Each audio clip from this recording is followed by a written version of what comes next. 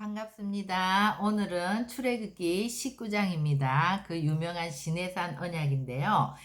출애굽기는 1장부터 18장까지는 출애굽입니다. 정말 구원의 여정을 그린 부분이고요. 이제 오늘 19장부터 마지막 장까지는 구원받은 하나님의 백성들이 어떻게 살아야 되는지, 이제 시내산 언약을 통해서 하나님이 율법을 주시고 또 이제 성막 설계도를 주셔서 성막을 짓게 하시죠. 그러니까 이제 하나님과 함께 사는 집. 그래서 우리가 이 시내산 언약을 결혼 언약으로 이제 비유를 하는데요. 결혼식과 비교를 하면 딱 맞아요. 그래서 이제 결혼식을 하면 부부가 함께 사는 신혼집이 있잖아요. 그래서 우리가 이 성막을 함께 사는 이제 신혼집으로 얘기하는 거죠. 그리고 또 이 시내산 언약은 구약의 오순절이라고도 해요. 신약에 성령이 강림하신 오순절과 또 이제 이 19장에 시내산에 강림하시는 하나님 이런 것들이 이제 똑같거든요. 그래서 구약의 오순절은 율법이 주어지고 이제 성막이 주어진 것이고 신약의 오순절은 이제 성령이 주어졌는데 결국 이것이 신약 오순절의 예표가 되는 것은 율법만 주시면 우리 힘으로 그 율법을 지킬 수가 없죠. 그래서 율법을 지키고 살 수 있는 것은 이제 주님과 함께 살아야 된다. 그것이 이제 예표가 되는데 주님과 함께 사는 것이 이제 신약에서는 성전이 이제 우리가 성전이 되기 때문에 우리 안에 성령이 오시는 거죠. 그렇게 우리가 이제 보면은요 19장부터 이 출애굽기 마지막까지를 어떻게 결혼 언약으로 볼 수 있는지 한번 먼저 살펴보겠습니다. 19장 5절 6절에 보면 이제 먼저 하나님이 이스라엘 백성들에게 프로포즈를 하는 거죠. 세계가 다 내게 속하였나니 너희가 내 말을 잘 듣고 내 언약을 지키면 너희는 모든 민족 중에 내 소유가 되겠고 너희가 내게 대하여 제사장 나라가 되며 거룩한 백성이 되리라. 이제 이렇게 프로포즈를 했는데 8절에 백성이 일제히 응답하여 이르되 명령하신 대로 우리가 다 행하리이다. 이렇게 이제 동의를 했죠. 그러니까 이제 신랑 신부가 프로포즈를 하고 동의를 했으니까 이제 결혼 날짜를 받아서 결혼식을 하는 것처럼 11절에 보면 10장 10절 11절에 보면 여호와께서 모세에게 이르되 백성에게로 가서 오늘과 내일 그들을 성결하게 하며 그들의 옷을 빨게 하고 준비하여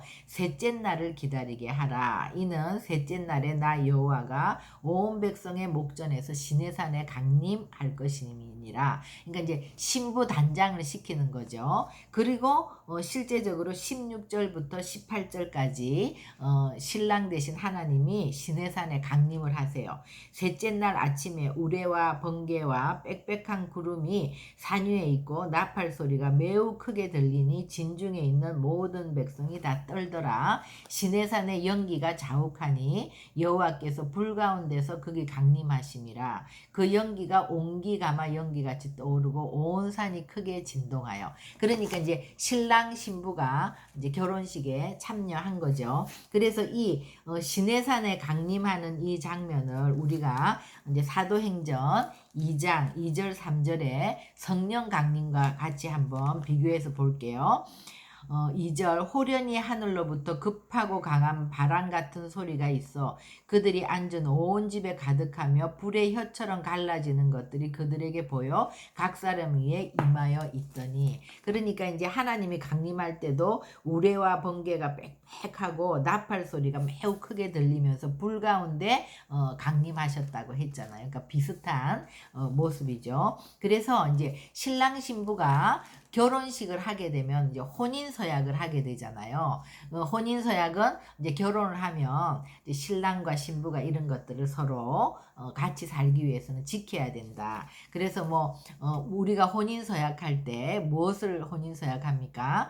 검은 머리가 팥불이 될 때까지 정말 한 사람만 사랑하면서 이제 서로 사랑하면서 사는 이런 것들에 대해서 하듯이 20장부터 23장까지 주님이 십계명과 또 지켜야 되는 그런 규례를 주시죠. 그것이 이제 혼인서약이 되겠고 24장에 보면은요 3절에서 8절까지 이제 또 피로 언약을 해요. 그러니까 모세가 여호와의 모든 말씀을 기록하고 이른 아침에 일어나 산 아래에 제단을 쌓고 이스라엘 12지파대로 12기둥을 세우고 이스라엘 자손의 청년들을 보내어 여호와께 서로 번제와 화목제를 드리게 하고 모세가 피를 가지고 반은 양푼에 담고 반은 제단에 뿌리고 언약서를 가져다가 백성에게 낭독하여 듣게 하니 그들이 이르되 여호와의 모든 말씀을 우리가 준행하리이다. 모세가 그 피를 가지고 백성에게 뿌리며 이르되 이는 여호와께서 이 모든 말씀에 대하여 너희와 세우신 언약의 피니라. 그래서 이제 이 혼인 서약한 것을 피로 언약을 하죠. 그리고 이제 피로연이 뭐냐 하면요. 9절부터 11절에 보면 이스라엘 백성들을 대표하는 모세와 아론과 나답과 아비후와 이스라엘 장로 70인이 올라가서 이스라엘의 하나님을 보니 그의 발 아래에는 청옥을 편듯하고 하늘같이 청명하더라. 하나님이 이스라엘 자손들의 존귀한 자들에게 손을 대지 아니하셨고 그들은 하나님을 뵙고 먹고 마셨더라. 그러니까 이제 이 피로 언약하기 전에는 하나님이 그 시내산에 경계를 세우고 모세 위에는 아무도 올라오지 못하게 하죠. 올라오면 다 칠가하노라 이제 죽게 된다고 그랬는데 피를 뿌렸기 때문에 이들이 하나님을 뵙고 먹고 마시는 이제 피로연이 된 거죠. 그리고 이제 15절 이후에 내가 율법과 계명을 기록한 돌판을 너에게 줄 테니까 올라오라고 해서 모세가 이스라엘 백성을 대표해서 이제 올라가죠. 산에 오름에 구름이 산을 가렸고 산 위에 여호와의 영광이 이스라엘 자손의 눈에 맹렬한 불같이 보였고 모세는 구름 속으로 들어가 산 위에 올라갔으며 모세가 40일 40야를 산에 있으니라. 그래서 이제 이거를 첫날 밤이라고 하는 거죠. 그리고 이제 25장부터는 이제 성막 설계도가 나오고 그 다음에 이제 성막을 실제로 짓는 것까지. 그러니까 성막은 이제 결혼한 하나님과 이스라엘 백성들이 함께 사는 집이죠. 그러니까 이제 율법을 주지만 우리 스스로는 율법을 지킬 힘이 없기 때문에 율법을 지키면서 사는 거는 뭐예요? 하나님과 같이 사는 거죠. 근데 이제 그 당시에는 예수님이 오시기 전이기 때문에 이스라엘 백성들은 어린 양을 잡아서 자기의 죄를 전가하고 이제 번제를 드리면서 이제 죄를 회개하는 것까지 가지만 물두멍에서 이제 손을 씻고 성소에 들어가서 이제 성소에 들어가면 이제 성령을 예표하는 금등잔이 있죠. 그 금등잔이 캄캄한 성소를 이제 비추고 떡상에서 말씀을 먹고 분향단에서 이제 기도하고 그리고 1년에 한 번 대제사장이 지성소까지 들어가서 이스라엘 백성들의 전체 죄를 속죄하는 이런 것들이 이제 예표로 나와 있는데 신약 백성들은 주님이 오셨기 때문에 그리고 주님이 십자가에서 이제 죽으시고 부활하시고 승천하시면서 지금은 우리가 성소란 말이에요. 그죠? 그러니까 우리 안에 성령을 보내주셨기 때문에 휘장이 찢어졌죠. 주님이 십자가에 달리면서. 그러니까 이제 우리는 다 왕 같은 제사장으로 지성소까지 갈 수 있지만 이제 구약에서는 그 대제사장이 1년에 한 번 지성소로 이제 들어가는 이런 것들이 다 예표가 되죠. 그래서 이제 결혼식에 비유를 하면 딱 맞는다. 그래서 19장 우리 1절부터 이제 다시 보겠습니다. 이스라엘 자손이 애굽 땅을 떠난 지 3개월이 되던 날 그들이 시내 강야에 이르니라. 그러니까 이거는요 번역이 오류가 있는 거예요. 3개월이 아니라 서수, 그러니까 셋째 달에 시내 강야에 이르렀거든요. 그들이 르비딤을 떠나 시내 강야에 이르러 그 강야의 장막을 치되 이스라엘이 거기 산 앞에 장막을 치니라. 그러니까 셋째 달이라 하면 1월 15일에 이제 출애굽을 했잖아요. 그러면 2월 15일이면은 이제 30일이 되겠죠. 그리고 이제 3월 1일 셋째 달이 되었을 때 이제 한 45일 정도가 됐어요. 그런데 모세의 장인 이드로가 이제 시내산에 장막을 쳤을 때 이드로가 방문해서 개종하고 그 다음 날 모세가 재판하는 것을 보고 조언하고 그래서 한 이틀 머무르다 갔단 말이에요. 그러면 거기다 이틀을 보태면 47일이 되죠. 거기서 여기 이제 신부 단장하는 날 셋째 날 내가 강림하리라. 그래서 이제 또 한 3일을 보태면 거의 50일이 돼요. 그래서 우리가 시내산에 하나님이 강림하시는 거를 신약의 오순절로 이제 구약의 오순절로 이제 그렇게 보는 거죠. 내가 애굽 사람에게 어떻게 행하였음과 내가 어떻게 독수리 날개로 너희를 업어 내게로 인도하였음을 너희가 보았느니라. 그러니까 이제 독수리 날개로 이제 이들을 업어 왔다는 것이 그동안 애굽에서 10가지 재앙을 통해서 여호와가 어떤 분인가를 보여주셨고 또 홍해를 건너면서 또 하나님이 얼마나 전능하신 하나님인지 그리고 이제 지금까지 오는 모든 여정을 통해서 하나님이 하신 일들을 볼 때 그것이 연애 기간인 거죠. 그게 독수리 날개로 내가 너희를 업어서 여기까지 왔다. 신명기 32장 11절 12절에도 이제 보면 독수리 날개로 너희를 업어 왔다 이 얘기가 나오는데 독수리가 보금자리를 이렇게 해치어서 이렇게 떨어뜨리는 거예요. 새끼를. 그러면은 막 새끼가 막 파닥파닥 하면서 이럴 때 독수리가 딱 가서 낚아채고 이런 것처럼 뭐냐 하면요.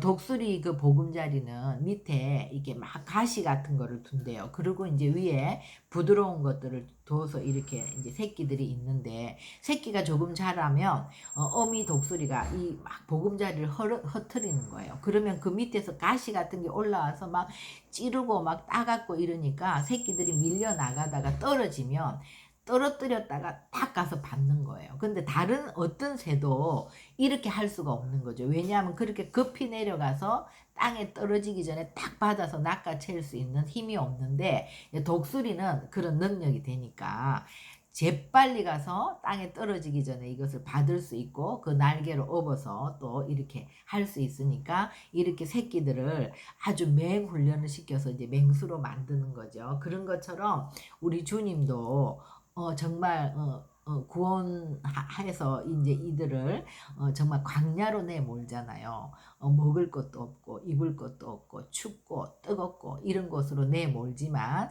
하나님은 그때그때 또 그들을 먹이고 또 다 추운 데서는 또 따뜻한 불기둥으로 또 강야에 막 햇볕이 내리쬐을 때는 구름 기둥으로 이 모든 것들을 이제 하실 수 있는 하나님이기 때문에 정말 독수리처럼 이들을 그렇게 훈련시켜 왔다는 거죠. 그죠? 그래서 이제 충분히 그런 주님을 경험을 하는 것이 이제 연애 기간이 되겠죠. 그래서 이스라엘 백성들이 볼 때는 정말 여호와가 하나님이시고 여호와는 우리를 구원하시고 우리를 인도하시고 우리를 책임지시는 분이다. 이거는 이제 충분히 아는 거죠. 그러니까 이제 프로포즈를 하는 거예요. 세계가 다 나에게 속하였느니 너희가 내 말을 잘 듣고 내 언약을 지키면 너희는 모든 민족 중에서 내 소유가 되겠고 너희가 내게 대하여 제사장 나라가 되며 거룩한 백성이 되리라. 그러니까 이스라엘 백성들이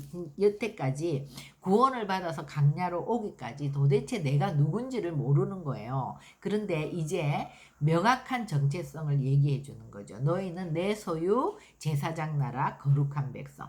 이것은 오늘날 우리에게도 구원받은 하나님의 백성들은 주님의 소유라는 거예요. 주님의 제사장 나라. 또 거룩한 백성. 그런데 이 소유라는 거는 여기서 세굴라거든요.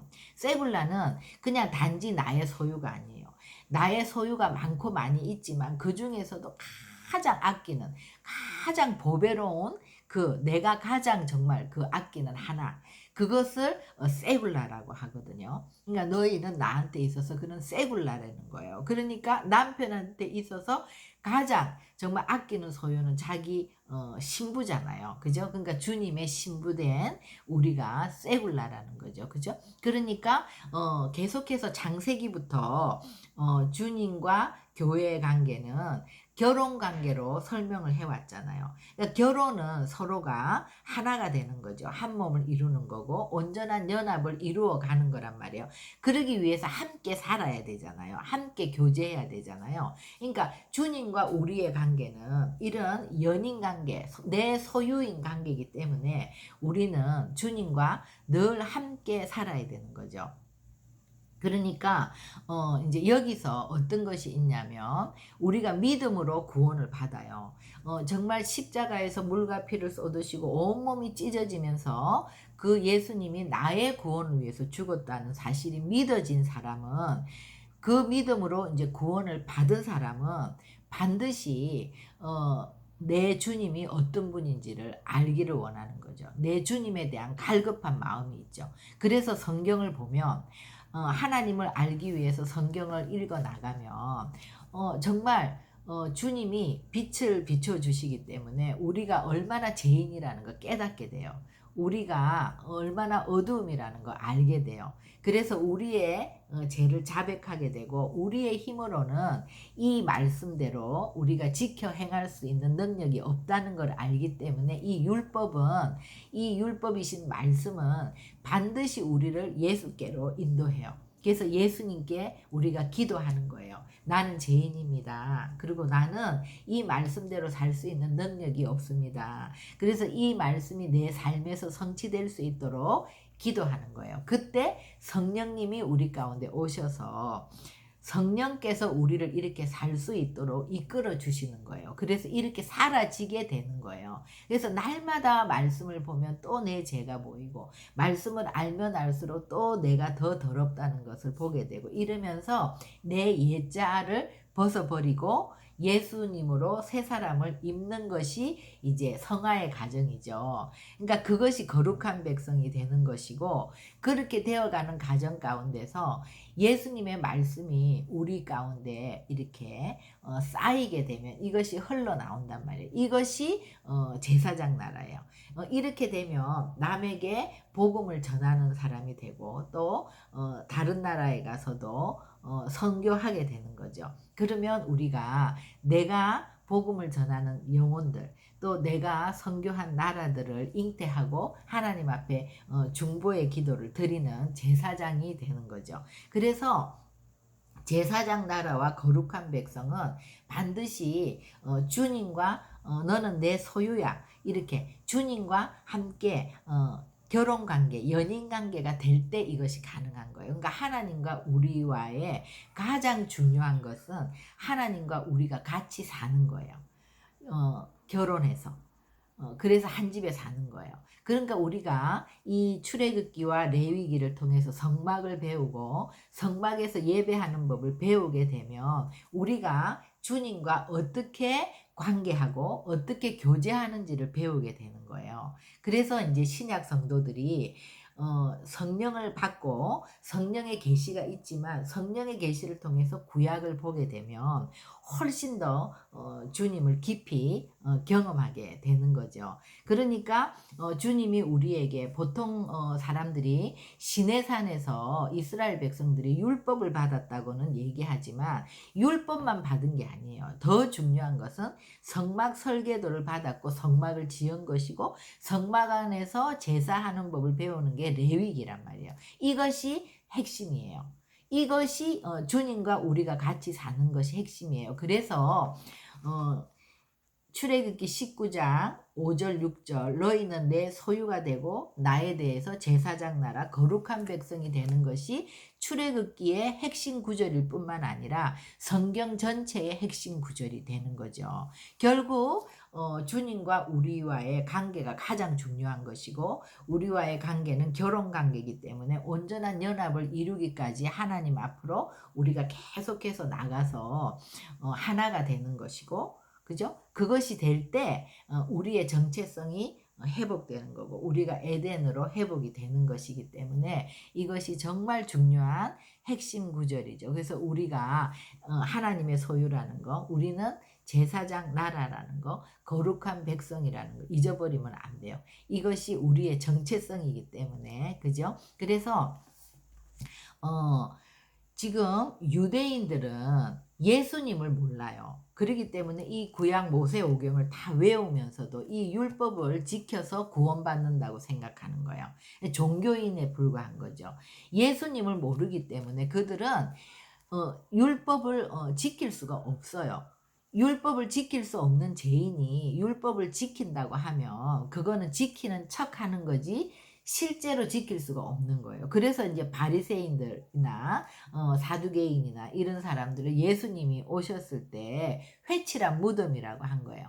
정말로 지킬 수가 없는 거예요. 그리고 율법을 많이 알면 알수록 나는 지키지 못하면서 이 율법의 잣대를 가지고 남을 판단하고 정죄하는 거예요. 그것이 율법 단계인 거예요. 근데 우리가 정말 예수님을 인격적으로 만난다는 거, 십자가 사건이 나의 구원의 사건이 된다는 것을 믿게 되면 주님과의 인격적인 관계로 내가 정말 예수 그리스도를 믿게 되면 진짜 구원이 임한 거죠.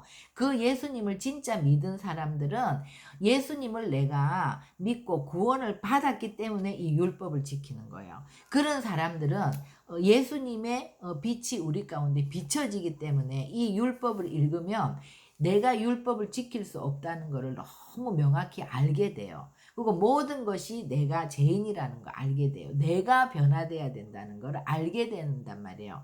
그렇게 되면 반드시 주님 앞에 죄를 자백하고 기도하게 되고 기도해서 성령에 의해서 내가 율법을 지키게 되고 의로워지게 되면 절대 남을 판단하고 정죄하지 않아요. 판단하고 정죄했던 단계에서 주님을 정말 인격적으로 만나서 내가 진정한 구원을 받게 되면 율법을 지킬 수 있을 뿐만 아니라 주님의 능력으로만 지킬 수 있다는 거, 하나님의 은혜라는 것을 알기 때문에 우리가 정말 그 은혜 안에 거하는 자가 되면 판단하고 정죄하는 것이 아니라 주님이 우리를 죄인 되었을 때 우리를 위해서 죽어주신 것처럼 우리도 주변에 아직까지 예수를 모르는 사람을 기다려주고 위해서 기도해주고 또 그를 위해서 헌신하고 사랑하고 긍휼히 여기고 이렇게 하나님의 사랑과 긍휼의 성품으로 바뀌어가는 거죠. 그게 우리의 회복인 거예요. 그죠? 그러니까 여기서 명확하게 우리가 좀 정립을 하고 넘어가야 되는 거는 율법으로는 절대 구원받을 수가 없다. 주님의 십자가 사건을 믿음으로 구원을 받는데 우리가 믿음으로 구원을 받은 사람은 반드시 율법을 지키려고 정말 몸부림치게 된다. 그러다 보면 이 율법은 반드시 우리를 예수 그리스도께로 인도하기 때문에 예수님과 교제하면서 성령에 의해서 이 율법을 지킬 수 있게 된다. 그렇게 되면 성령에 의해서 우리가 하나님의 성품을 배워가고 판단하고 정죄하던 우리의 옛사람을 벗어버리고 사랑과 긍휼로 사람들을 품고 섬길 수 있는 단계로 자라간다. 그것이 제사장 나라 거룩한 백성이 되어가는 것이다. 그죠? 그래서 오늘은 우리 19장 이 시내산 언약은 결혼 언약이고 이것은 구약의 오순절이다. 그리고 이스라엘 백성 우리에게 또 주시는 명확한 정체성은 우리 모두 주님의 세굴라 주님의 소유고 주님에 대한 제사장 나라 거룩한 백성으로 하나님은 우리를 결국 그 자리로 이끌어 가시는 것이다. 이것이 구원받은 성도들이 살아야 되는 우리의 목표 지점이다. 그죠? 그렇게 되겠습니다. 기도하시겠습니다.